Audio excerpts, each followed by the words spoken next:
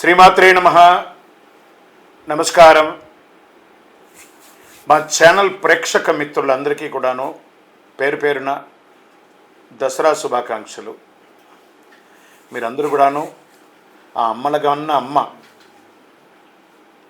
ఆ అమ్మవారి యొక్క పరిపూర్ణమైనటువంటి అనుగ్రహంతో మీరు అందరూ ఆయురారోగ్య ఐశ్వర్య భోగభాగ్యాలతో ఉండాలని మనస్ఫూర్తిగా ప్రార్థన చేస్తున్నాను.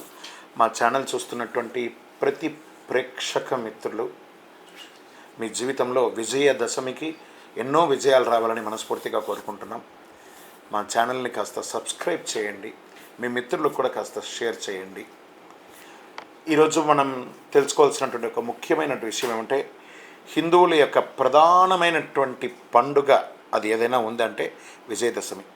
అన్నదమ్ములు, అక్క చెల్లెలు, కుటుంబం అంతా కూడా కలిసి ఒక 10 రోజులు పండుగగా జరుపుకునేటువంటి ఒక మహోత్తరమైనటువంటి దసరా.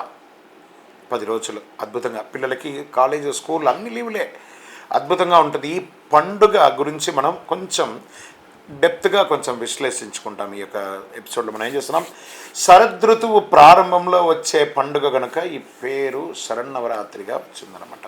దీని ప్రజలందరూ అంగరంగ వైభవంగా, ప్రతి భక్తులు అంగరంగ వైభవంగా దీన్ని జరుపుకుంటూ ఉంటారు. ఆశ్వీజ శుద్ధ పాడ్యమి నుండి 9 రోజులు దేవీ నవరాత్రులు, 10వ రోజు విజయదశమి కలిసి దసరా అంటారు. ఈ దసరాత్రి అనే పదానికి వ్యవహారానికే ఈ దసరా అని చక్కగా మనకు హైందవ సంప్రదాయంలో వచ్చిందనమాట. దీనికి మరో పేరు కూడా ఉంది, దసహరా. అంటే అదే దసరా అయిందని చెప్తూ ఉంటారు. ఈ దసరా అంటే ఏంటి, దశ దోషాలను హరించే ఒక మంచి అద్భుతమైనటువంటి దినాలు కాబట్టి దీన్ని దసహరా అని చెప్పడం జరిగింది. ఇందులో ఆ దశదోషాలు ఏంటి, కామం, క్రోధం, క్రూరత్వం, ద్వేషం, దురాశ, అసూయ, ఆవేశం, గర్వం, మోహం, స్వార్థం. ఈ 10 దుర్గుణాలని దశ హరించేటువంటి ఒక పర్వదినం కాబట్టి ఇది దసరాగా మారింది. ఈ 10 పాపాలకి మూలమేంటి, అహంకారం. నాకు అన్నీ తెలుసు అనేది మనలోని నిండి ఉన్న అంతఃశత్రువులైనటువంటి ఆ గుణాలన్నింటినీ ప్రాణదోలి అహంకారం, అజ్ఞానం మీద సాధించి విజయాలకు ప్రతీతిగా నిలబడుతుంది కాబట్టి అది విజయదశమిగా మారింది. దసరాగా పిలువబడే ఈ పర్వదినాల్లో అమ్మవారిని అత్యంత భక్తి శ్రద్ధలతో ఊరు వాడ అద్భుతంగా చేసుకుంటూ ఉంటారు. 9 రోజులు 9 అవతారాల్లో అమ్మవారిని అలంకరిస్తారు. నవరాత్రుల్లో దేవిని పూజిస్తే 10 జన్మల పాపం పోతుందని పురాణాలు చెప్తున్నాయి. దేవీ శరన్నవరాత్రుల్లో అధర్మంపై ధర్మం గెలిచినట్టు నిర్వచనలు ఉన్నారు. ఈ పండుగ మొదటి 3 రోజులు పార్వతీదేవికి, ఇది బాగా గుర్తుపెట్టుకోండి, 9 ఎలా డివైడ్ అయిందో, తర్వాత 3 రోజులు లక్ష్మీదేవికి, తర్వాత 3 రోజులు సరస్వతీదేవికి పూజలు నిర్వర్తిస్తారు. ఈ సమయంలో పూజలు విద్యార్థులు తమ పుస్తకాలు ఉంచుతారు. విద్యాభ్యాసంలో చక్కగా వారి యొక్క ఫ్యాక్టరీస్లో లేకపోతే పనిముట్లకో అన్ని వస్తువులకన్నిటికీ కూడాను, వారి వాహనాలకన్నిటికీ కూడా పూజలు చేస్తుంటారు. కొంతమంది బొమ్మ కొలువులు పెట్టుకుంటారు. ఆలయాలకి అమ్మవారికి ఒక్కొక్క రోజు ఒక్కొక్క అలంకారం చేస్తారు. ఇలా ఒక్కొక్క అలంకారం చేస్తారు కదా. ఈ 9 రోజులు 9 అలంకారాలు చేస్తారు. మరి ఆ రోజుల్లో ఏ నైవేద్యాలు కూడా పెడతారు, ఏ అలంకారం చేస్తారు అది కూడా తెలుసుకుందాం. మొదటి రోజు శైలపుత్రిగా, పాడ్యమి రోజు విశేష పూజలు చేస్తారు. ఆ రోజు పాడ్యమి రోజున శ్రీ దుర్గాదేవిని చలిమిడి, వడపప్పు, పాయసంతో నైవేద్యం చేసుకుంటారు. మరి రెండవ రోజు వచ్చేటప్పటికి బాలా త్రిపుర సుందరీ దేవిగా ఈరోజు కుమారి పూజ చేస్తారు. విధియ రోజు బాలా త్రిపుర సుందరి దేవి తీయటి బూందీ, శనగలు నైవేద్యం పెడుతుంటారు. మూడో రోజు గాయత్రీదేవి, అన్ని మంత్రాలకు మూఢశక్తి అయింది గాయత్రీదేవి కాబట్టి మంత్రజపంతో చతుర్వేద పుణ్యం దక్కుతుందని ఆ రోజు గాయత్రీదేవికి రవ్వ కేసరి, పులిహోర నైవేద్యంగా పెడతారు. 4వ రోజు లలితాదేవి, ముఖ్యంగా చెరుకుగడం ధరిస్తే దేవి అనుగ్రహం కోసం సుహాసిని పూజలు చేస్తుంటారు. లలితా సహస్రనామం చేసి కుంకుమార్చన అన్నీ కూడా చేస్తుంటారు చక్కగా. ఆ రోజు పొంగలి, అన్నపూర్ణాదేవిగా ఉంటారు కాబట్టి పొంగలి పెడుతూ ఉంటారు. 5వ రోజు సరస్వతీదేవి, మూలా నక్షత్రం రోజు నడుస్తారు. భక్తులు అజ్ఞానం తిమిరాన్ని తొలగించడానికి ఉంటుంది. ఈ లలిత పులిహోరను, పెసర బూరెలు కూడా దానికి పెట్టచ్చు అని అంటారు. 6వ రోజు అన్నపూర్ణాదేవి, ప్రాణకోటికి జీవనాధారం, సాక్షాత్ పరమశివుడికే అన్నదానం చేసినటువంటి ఒక అమ్మ. అలాంటి రోజు బెల్లం లేదా పంచదారతో చేసిన క్షీరాన్నాన్ని నైవేద్యం చేయొచ్చు అంటారు. తర్వాత 7వ రోజు మహాలక్ష్మిగా గజరాజు సేవిస్తుండగా అమ్మవారి దర్శనం కలుగుతుంది. డోలాసురుడు అనే రాక్షసుని సంహరించి శరన్నవరాత్రుల్లో మహాలక్ష్మిని పూజిస్తే సర్వమంగళ యోగాలు దక్కుతాయి.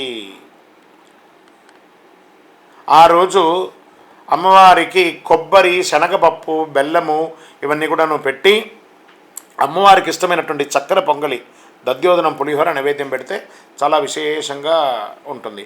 8వ రోజు దుర్గాదేవి, దుర్గతను నివారించే పరాశక్తి, మహాస్వరూపాల్లో మొదటిది దుర్గాదేవి. అమ్మను అర్చిస్తే శత్రుపీడ పోతుంది. ఎర్రని వస్త్రం, ఎర్రని అక్షంతలు అమ్మవారికి సమర్పించాలి. ఎంత అద్భుతం తెలుసా!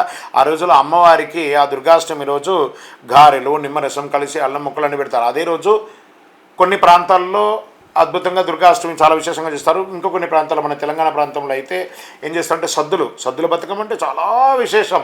ఆ పూల వరుసలు అన్నింటినీ కూడా చక్కగా పెట్టి ఆ అమ్మలు అందరూ కూడాను చక్కగా సద్దులు తీసుకుపోయి అమ్మవారిని తయారు చేసి పూలతో చక్కగా ఆ నీళ్ళలో కలపడం ఇవన్నీ జరుగుతూ ఉంటుంది. ఒక్కొక్క ప్రాంతీయ పద్ధతిగా ఒక్కొక్క రోజుగా. ఇలా 9వ రోజు మహిషాసుర మర్దిని. నవరాత్రుల్లో మహోగ్ర రూపం అంటారు. అమ్మవారు విల్లు అంబు చేతులు పెట్టుకొని పులి పెట్టేసుకొని ఆ యొక్క మహిషాసురుని సంహరిస్తున్నటువంటి రూపంలో మహోగ్ర రూపం. అందుకే మహర్నవమి అని అంటారు దీన్ని కూడాను.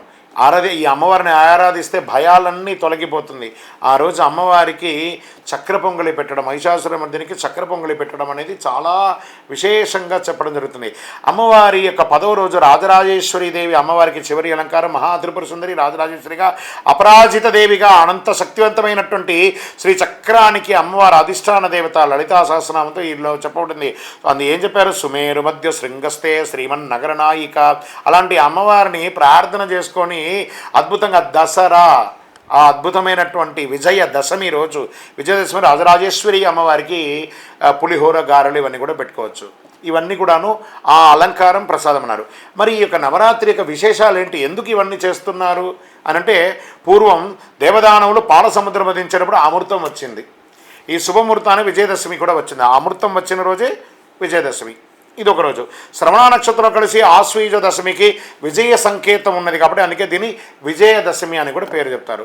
ఏ శుభకార్యమైన తిథి, వార, నక్షత్రం, ఏమకుండా దుర్ముహూర్తం, వర్జం ఏది చూడకుండా చేసే ఒక అద్భుతమైనటువంటి శుభముహూర్తం సంవత్సరంలో ఒక దినం అంటే అది విజయదశమి రోజే. మీరు ఏ పని చేయండి, వ్యాపారం చేయండి, ఉద్యోగం చేయండి, వ్యవహారం చేయండి, ఇల్లు కట్టండి, భూమి పూజ చేయండి, ఏది చేయండి, దీనికి ముహూర్తం చూడక్కర్లేదు, ఏది లేదు, ఆ రోజు అన్నీ చేయొచ్చట. ఎందుకంటే విజయమే దశమి. ఆ రోజు విజయం ఉన్నటువంటి దశమి.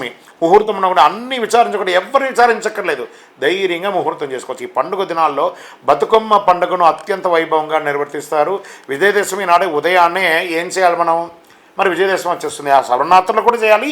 కానీ విజయదశమి నాడు ఏం చేయాలి? తల స్నానం చేసుకోవాలి, మంచి కొత్త బట్టలు వేసుకోవాలి, పూజా మందిరం అంతా చక్కగా తుడిచి, ఇళ్ళంతా కూడా మామిడి తోరణాలతో, మంచి పూలతో అలంకారం చేసుకోవాలి. గడపకు పసుపు, కుంకుమ, పూజా మందిరం ముగ్గులతో అలంకరించుకోవాలి.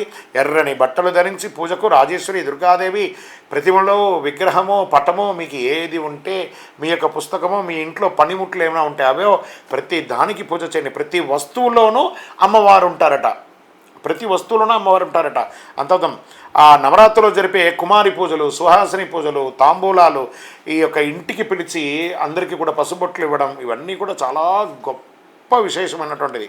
ఆ రోజు చక్కగా దీపారాధన 9 ఒత్తులతో కూడిన నవ్వులు, అంటే 9 రోజుల్లో ఏ ఒక్కరోజు మిస్ అయినా 9 ఒత్తులు కలిపి ఆ రోజు ఒత్తితో దీపం వేయడం. 6 గంటలకు పూజను ప్రారంభించి రాజేశ్వరి అష్టక, మహిషాసురమర్దిని, లలితా సహస్రనామం, దేవి ఖడ్గమాల, సౌందర్యలహరి ఇలాంటి శ్లోకాలన్నీ కూడా చక్కగా చెప్పుకోవచ్చు. ఏవి నాకు తెలియట్లేదండి ఈ శ్లోకాలు అవన్నీ కూడా శ్రీమాత్రే నమః అని ప్రార్థన చేయండి, అన్నీ కురిపించేస్తుంది అమ్మవారు. అమ్మ చాలా మనం ఫస్ట్ మనకి ఏదైనా ఒక చిన్న దెబ్బ తాకితే ఏమంటాం? కాలు కింద పడితే ఏమంటాం? అమ్మ నరుస్తాం కదా. మనం వేరే ఏది అనట్లేదు కదా. ఆ అమ్మ ప్రతి అణువులోనూ ఉన్న అమ్మకు మనమందరూ కూడా విజయదశమి వస్తుంది. అందరూ కూడా మీ జీవితంలో విజయాలు పొందాలి. మరి ఈ విజయదశమి నాడు శ్రీశైలంలో, విజయవాడ కనకదుర్గ దేవాలయంలో దర్శించుకోవచ్చు, లేదా మీ స్థానికమైనటువంటి దేవాలయాల్లో దర్శనం చేసుకోవచ్చు. కోటి కుంకుమార్చనలు జరుగుతుంటాయి, లక్షార్చనలు జరుగుతుంటాయి, కుంకుమార్చనలు జరుగుతుంటాయి. అన్నిట్లో అవకాశం ఉంటే ప్రార్థన చేయండి. మీరు చూడండి, ఈ 10 రోజుల్లో మీరు పిలవకుండానే ఒక సుమంగళి మీ ఇంటికి మామూలుగా వచ్చేస్తుంటారు తెలియకుండానే. అదే అమ్మవారి యొక్క అదృష్టం అని చెప్పచ్చు. మీ ఇంటికి వచ్చే ఆ సుమంగళిని సాదరంగా ఆహ్వానించి కూర్చోబెట్టి కాళ్ళకు పారాన్ని రాసి పసుపు రాకి బొట్టు పెట్టి వాళ్ళకి పసుపు బట్టలు పెట్టి పండు తాంబూలం అవన్నీ ఇచ్చి వాళ్ళని మర్యాద చేయండి. అమ్మవారే మిమ్మల్ని పరీక్షించడానికి మీరు పిలవకపోయినా ఏదో ఒక ముత్తైదు రూపంలో మీ దగ్గరికి వచ్చేస్తుంటారు. సరే, విజయదశమి నాడు ముఖ్యంగా చేయవలసిన పూజ ఇంకొకటి ఉంది. ఏం పూజ? సమీ పూజ. ఈ సమీ వృక్షం అంటే జమ్మి చెట్టు. అజ్ఞాతవాసంలో ఉన్నటువంటి పాండవులు వారి వారి ఆయుధాలని వస్త్రాలని ఈ సమీ వృక్షంపై తెచ్చారు. సమీ వృక్షం ఏంటంటే ఇప్పుడు నేను వేసుకున్నాను చూసారా, కరుంగాళి మాల అంటున్నారు చూసారా, ఈ కరుంగాళియే జమ్మి చెట్టు. ఈ యొక్క జమ్మి చెట్టు 90 ఏండ్ల వరకు అది జమ్మి చెట్టుగా ఉండి 90 ఏండ్ల తర్వాత 140 సంవత్సరాలలోపు ఇది కరుంగాళిగా పరివర్తనం చెందుతుంది. అంత పవర్ ఉంటుందన్నమాట ఈ యొక్క కరుంగాళి మాలకి. అదే చూసారా, ఆ జమ్మికి పూజ చేయడం, సమీ వృక్షంపై దాచుతారట ఈ పాండవులందరూ కూడాను. తిరిగి అజ్ఞాతవాసం పూర్తి చేసేంత వరకు ఆ వృక్షాన్ని పూజించి ప్రార్థించి తిరిగి ఆయుధాలను పొందుతారు. అది అద్భుతం. ఆ జమ్మికి ఆ పవర్ ఎలా వస్తుంది, శక్తి, జయించే శక్తి ఎలా వచ్చిందంటే కరుంగాళికి ఇదే అనమాట. పాండవుల దగ్గర నుంచి కూడా ఇది వచ్చింది. సో వస్త్రములు, ఆ వస్త్రములు కూడా ఆ జమ్మి వృక్షంలో దాచారట. అపరాజితాదేవి ఆశీస్సులతో కౌరవులపై విజయం సాధించారని పురాణాలు కూడా చెప్తున్నాయి. అలాగే శ్రీరాముడు విజయదశమి రోజున అపరాజితాదేవిని పూజించి రావణుని సంహరించిన రోజు కూడా అదే రోజు కూడా కాబట్టి ఆ రోజు కూడా విజయదశమిని కూడా చెప్పారు. మరి సమీ పూజ అనంతరం పాలపిట్టను చూస్తే ఆచారం కూడా ఉంది, అందరికీ కూడా పాలపిట్ట చూడాలని. మరి ఆ రోజు ఏం చేయాలి? సమయతే పాపం సమే శత్రు నివారిణి అర్జునస్య ధనుర్ధారి రామస్య ప్రియదర్శిని అని చెప్పి ఆ రోజు జమ్మి పూజ కూడా చేసుకుంటారు. ఆ చెట్టుకు ప్రదక్షిణాలు చేస్తూ పై శ్లోకాలని స్మరిస్తూ ఆ శ్లోకాన్ని రాసుకున్న చీటీలు లేదా మన యొక్క కోరికలు ఏదైనా ఉంటే దాన్ని తీసుకొచ్చి ఆ జమ్మి చెట్టుకి అందరూ పెడుతూ ఉంటారు. అది కొన్ని ప్రాంతాల్లో ఉంటుంది, కొన్ని ప్రాంతాల్లో అదే అంత పవర్ఫుల్ అండి. కరుంగాళియే జమ్మి, అంత అద్భుతం అండి. ఈ శ్లోకం రాసుకున్న చీటీలు అందరూ జమ్మి చెట్టుకు తగిలించి వారి వారి కోరికలు చెప్పి 19 ప్రదక్షిణాలు చేస్తూ ఉంటారు. ఇలా చేయడం ద్వారా అమ్మవారి కృపతో పాటు శనిదోష నివారణం జరుగుతుంది. శనికి పూజ చేయడం వల్ల శనికి ఏం చూడడం అదే ఇక అద్భుతం. ఆయన యొక్క వృక్షమే ఇది. ఏం చెప్తాం? దేహి మే బుద్ధి వైషం శని బాధ వినాశాయ ఘోర సంతాపహారిణే కనకాలయ వాసాయ భూతనాదాయ తెనమ. ఏం చెప్తున్నారు? ఈ జమ్మి చెట్టుని పూజించి ప్రార్థన చేయడం ఏమైందో, దేహి మే బుద్ధి వైశిష్ట్యం, దేహి మే నిత్య యవ్వనం, దేహి మే పరమానందం, దేవదేవ జగత్పతే అని ఆ జమ్మి చెట్టుకి పూజ చేయడం జరుగుతుంది.